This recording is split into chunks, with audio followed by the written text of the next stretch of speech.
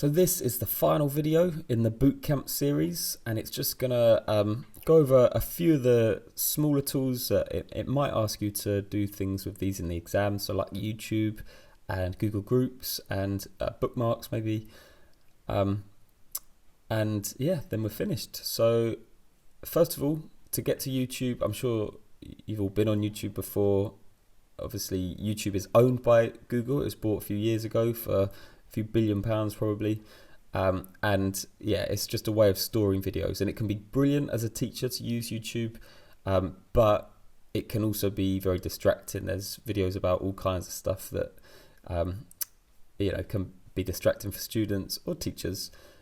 So sometimes you might want to create a playlist of videos that you found really useful, that you've kind of curated them and put them onto a list, like these selected videos you want your students to use for a research lesson or for homework or whatever else. So if I wanted to create a playlist here of videos, before I even do that, the first step, if this is a new account, is to go over to the icon in the top right and click create a channel. You only have to do this once, but if you haven't done this, you can't actually create a playlist. Or yeah, I mean, you can, but then it will just ask you to create a channel when you're creating the playlist. So it's a good idea to just start off by creating a channel, and when you've done that, then you will be able, I'm just going to go on setup later, then you will be able, now that you've got your own channel, you'll be able to create playlists. So I'm going to search for some maths videos. Let's imagine I've got some maths homework I want to set my students, and I want to give them maybe 3 videos to do with maths that they can watch, and I want to choose the videos for them. So I've searched for maths. I can just find the appropriate videos, and in the exam, if you have a similar task to this, don't waste your time watching the videos. It doesn't matter, just choose any 3 that are to do with that topic, and then I'm going to click save to playlists. And this is like a default playlist, watch later, that's already there preset. But you can create a new playlist. So I might call it maths videos. And then this is quite important. By default, it's private. And this is the same when you upload videos onto YouTube. It can either be private, so only you can watch it or view that playlist, or individual people that you share it with. Actually, maybe it's just only you. Then unlisted, that means that it won't come up in YouTube search results, or it won't come up in Google search results. So people can't really find it unless you share the link to the playlist or the video with them. And then public means anyone on YouTube can find it and click on it.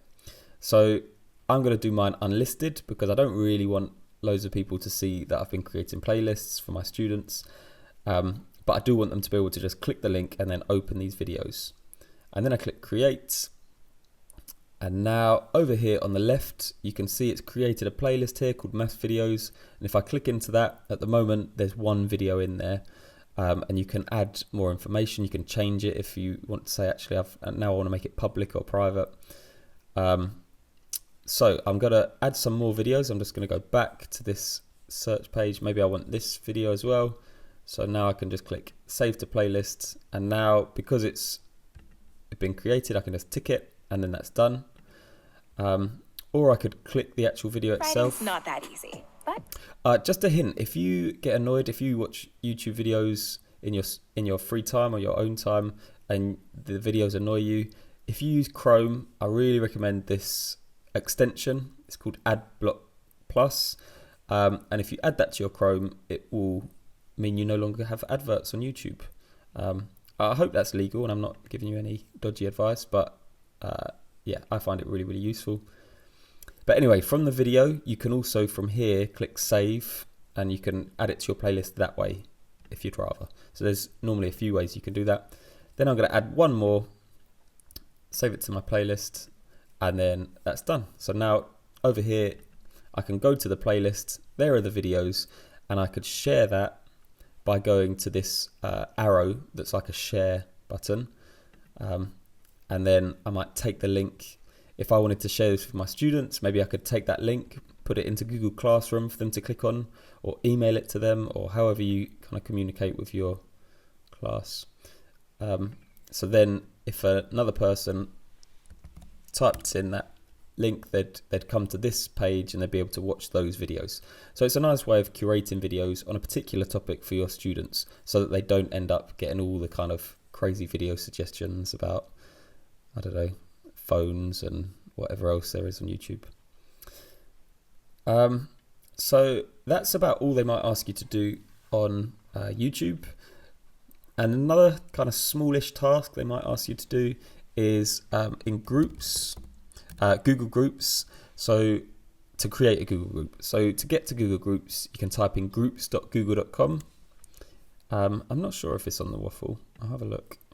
Groups. Maybe it is. Maybe I've missed it. Maybe it's not. Maybe you can click more. Oh, maybe not.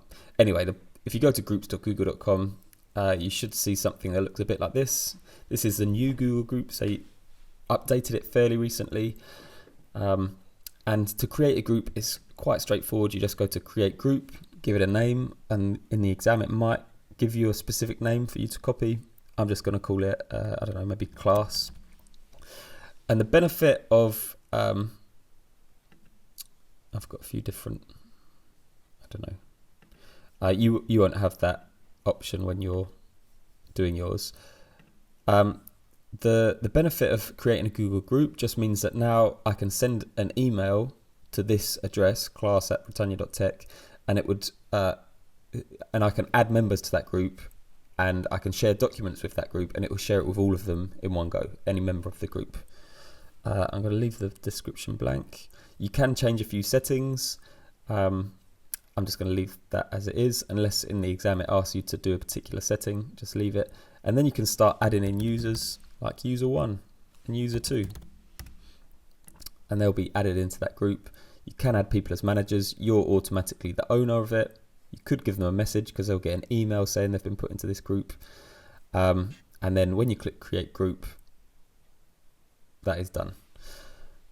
And that's really useful for kind of discussion or emailing everyone at once, or actually you can discuss things from the Google group itself. I think you can create a discussion, or I don't fully understand groups really, other than sending emails to lots of people at once.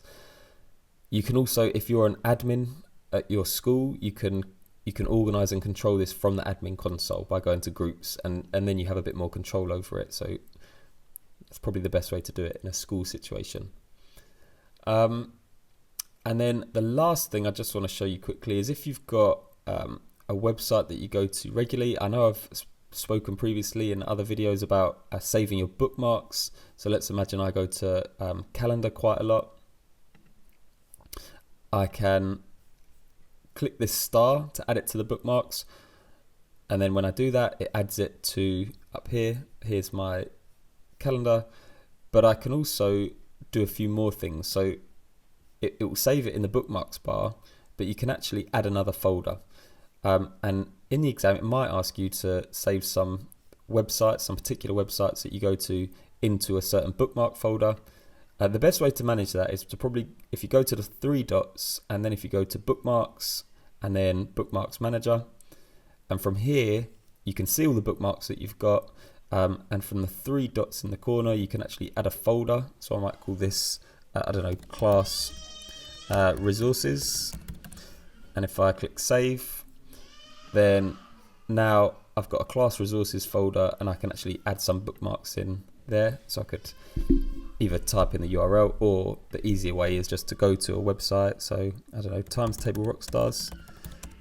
If you've never used this, this is a really amazing tool to get your class better at times tables. Worked wonders in my year 5 class. Anyway, once you've done that, you can click the star, and this time I don't want it to go into the bookmarks bar, I want it to go into class resources. And then when I click done, now you can see I've got class resources there, and if I click that, I can have lots of other bookmarks that I might use for the class, and then I might have, you know, other folders of different resources. So it's a way of organizing websites you might visit regularly.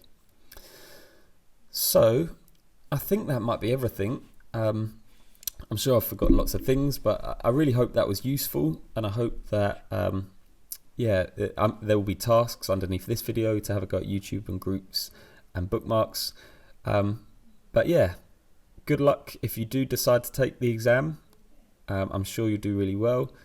And whatever happens, I hope that you've learned more about Google Workspace, as they call it now, and you feel more confident to take the exam and use some of these tools in the classroom with your students. So good luck, and thank you for listening.